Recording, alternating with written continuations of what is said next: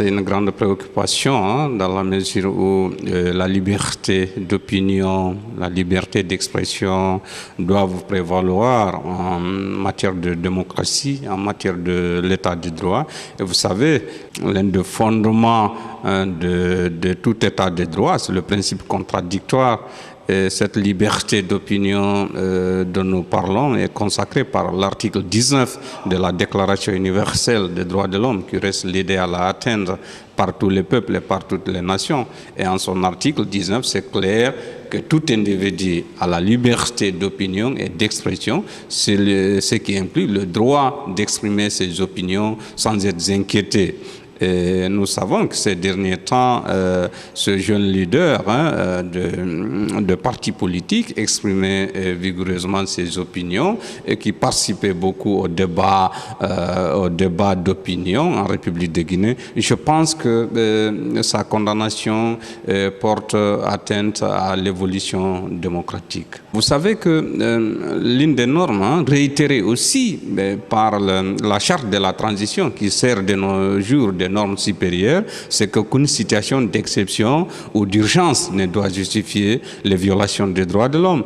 Tant que le débat est démocratique, on doit créer des espaces et prendre des dispositions, des mesures pour faciliter ce débat d'opinion, ce débat d'expression, le principe contradictoire. Cela est très important pour l'avancée démocratique et même pour créer, si vous voulez, des conditions d'épanouissement de la société, d'épanouissement de l'économie et même le social.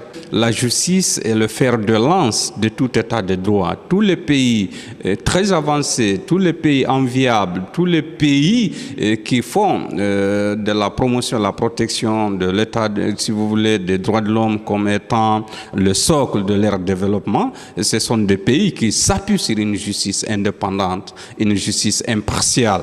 Et il faut noter qu'il y a eu des efforts majeurs qui ont été consentis par l'exécutif à l'endroit de la justice guinéenne depuis, si vous voulez, la réforme de 2010 avec le CNT. Vous savez, il y a eu des innovations cherchant à rendre la justice guinéenne plus efficace, qui répond aux attentes des justiciables. Vous savez, avec la Constitution 17 mai 2010, il y avait toute une institution qui consacrait le Conseil supérieur de la magistrature.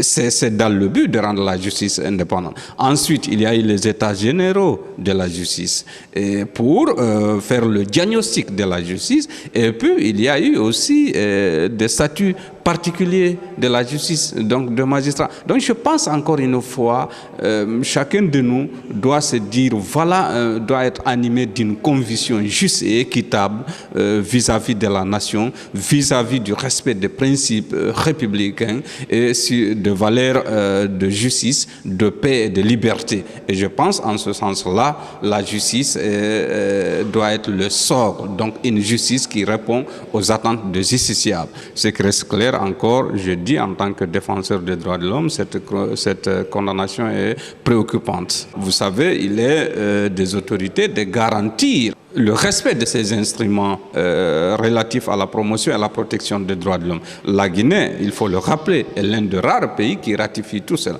Et cela veut dire une justice équitable, indépendante, impartiale, où des citoyens qui sont en maille, qui sont en conflit avec la loi, bénéficient si vous voulez, de procès justes et équitables et qui obéissent à tout un processus.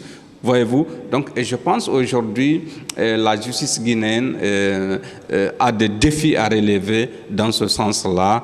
Je pense que cela pourrait davantage consolider l'état de droit ou instaurer un véritable état de droit.